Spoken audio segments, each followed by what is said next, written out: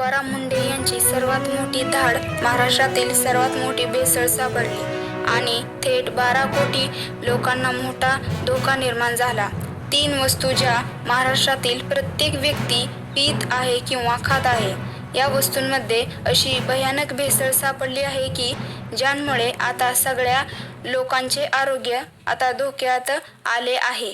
तुकाराम मुंढे साहेबांनी अशी मोठी धाड टाकली ज्यामध्ये असे सत्य बाहेर आले जे गेल्या 50 वर्षांपासून अगदी चालाखीने लपवून ठेवले होते.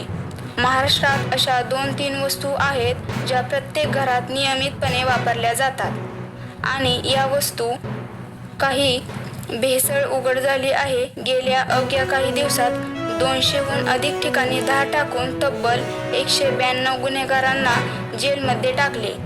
सगळीकडे तुकाराम मुंढे यांच्या नावाचा डंका वाजत असताना काल त्यांच्या टीमवर हल्ला झाल्याचे समोर आले आहे. अनेकांनी तीव्र राग व्यक्त केला तर काहींनी मुंढे साहेबांच्या विरोधात शेतकरी रस्त्यात उभे राहिले होते. त्यांचा निर्णय चुकला की काय याची चर्चा बाजारात उभी झाली होती. पण तेवढ्यात मुंढे साहेबांनी असा मोठा पर्दाफाश केला, अशा 3 वस्तूंची नावे जाहीर केली की ती ऐकून अक्षरशः अख्ख्या महाराष्ट्राला 440 व्होल्टचा झटका बसला. जर या 3 वस्तू तुम्हीही पाहत असाल तर हा व्हिडिओ नक्की शेवटपर्यंत पहा. 50 वर्षातील सगळ्यात मोठी धाड, मुंढे साहेबांनी 3 अशा वस्तू शोधल्या की ज्यामध्ये 12 कोटी लोकांना धोका. मुंढे साहेबांची 25वी बदली झाल्यानंतर त्यांनी पहिलाच दणका दिला. रामदेव बाबा यांच्या दिव्य फार्मसीला मुंबई, पुणे आणि नाशिकमध्ये 53 लाखाचा माल जप्त झाला. दृष्टी, आय ड्रॉप, मधु ग्रेड सारखी औषधे जप्त करण्यात आली. लोकांना वाटलं त्यांची बदली लगेच होईल, पण ते तसं झालं नाही. मुंढे साहेबांच्या टेबलवरच्या अख्ख्या महाराष्ट्राचा नकाशा होता आणि त्यांच्या डोक्यात अत्यंत गुप्त प्लॅन होता. त्यांना आपल्या सर्वात विश्वासू लोकांची टीम तयार केली होती. अनेक मोठ्या कंपन्यांवर छापे टाकल्यानंतर अचानक त्यांचे लक्ष रस्त्यावर हातगाडे लावून बसलेल्या आणि स्थानिक खाऊ गल्ल्यांमध्ये व्यवसाय करणाऱ्या स्टॉल्सकडे वळली. लोकांना वाटले साहेब इथे का आले, पण खरा ड्रामा सुरू होणार होता. त्यांनी एका वडापावच्या स्टॉलवर अचानक धाड टाकली. आता तुम्ही म्हणाल 12 कोटी लोकांचा आणि वडापावचा काय संबंध? महाराष्ट्रात जवळपास 60 ते 70% लोक आवडीने वडापाव खातात. पण या वस्तूला रेफरन्स पकडून जेव्हा तपास सुरू झाला तेव्हा धक्कादायक गोष्ट समोर आली. प्रश्न उपस्थित झाला तो वडापाव तळण्यासाठी वापरण्यात जाणाऱ्या तेलाचा.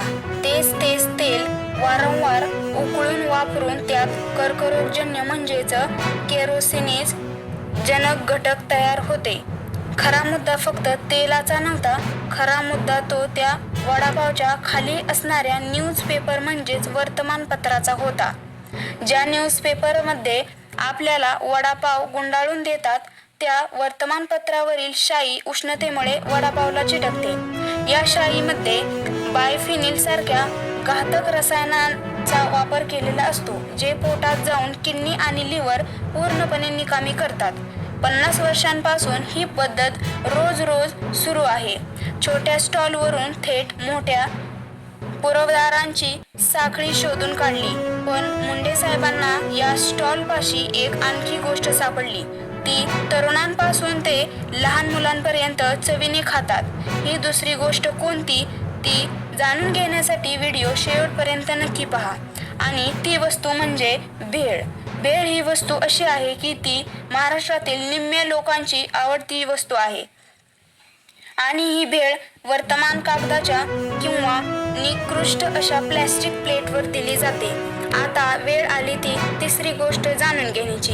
ही वस्तू 100% लोक दररोज वापरतात आणि ती वस्तू म्हणजे दूध, जी महाराष्ट्रातील प्रत्येक घरात लहानांपासून ते थोरांपर्यंत घेण्यात येणारी आहे. तब्बल 41% दुधात पाणी असल्याचा आढळून आलेले दिसून येते, तर 12% दुधात डिटर्जंट आणि 8% दुधात युरिया सापडला. दुधाचा पातळपणा लपवण्यासाठी त्यात स्टार्च आणि मैदा मिसळला जातो. एवढ्यावरच हे भेसळखोर थांबत नाहीत. डेअरीमध्ये दुधाचे प्रोटीन मोजण्यासाठी जे मशीन नायट्रोजनची पातळी तपासते, हा नायट्रोजन कृत्रिमरित्या वाढवण्यासाठी दुधात थेट युरिया खत मिसळला जातो. त्यामुळे मशीनमध्ये हाय प्रोटीन दूध दिसते. फॅट कमी झाल्यामुळे दुधाची क्रीम कमी होते. ती वाढवण्यासाठी व पांढरशुभ्र फेस आणण्यासाठी कपडे धुण्याचा सोडा म्हणजेच डिटर्जंट किंवा शॅम्पू वापरला जातो. उन्हाळ्यात हे दूध खराब होऊ नये म्हणून त्यात सोडा, हायड्रोजन पेरॉक्साईड आणि फॉर्मेलिन सारखी विषारी रसायने वापरले जातात. याचाच पर्दाफाश केला आहे तुकाराम मुंढे यांनी. अशाच वेगवेगळ्या किंवा ताज्या बातम्या पाहण्यासाठी आमच्या MNN महाराष्ट्र न्यूज नेटवर्क चॅनेलला नक्की सबस्क्राईब करा.